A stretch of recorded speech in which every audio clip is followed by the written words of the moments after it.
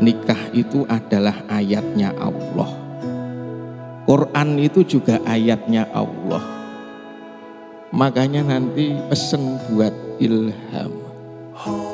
Karena nikah itu ayat Allah, istri Anda itu ayat Allah, maka sering-sering baca pasangan.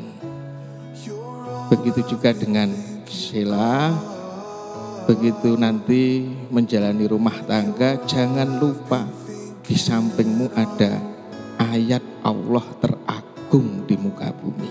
Apa itu? Suami.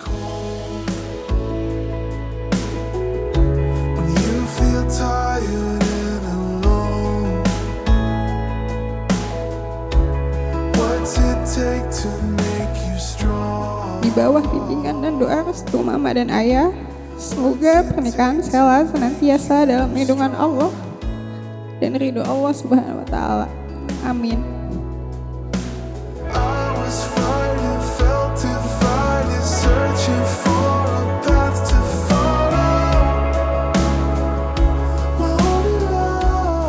Ananda Ilham Habibullah Akbar bin Triyono, saya nikahkan dan saya kawinkan kepada engkau putri kandung saya yang bernama Sheila Diah Kenanga dengan mas kawinnya logam mulia 18 gram dan uang tunai sebesar 2.102.020 juta tunai.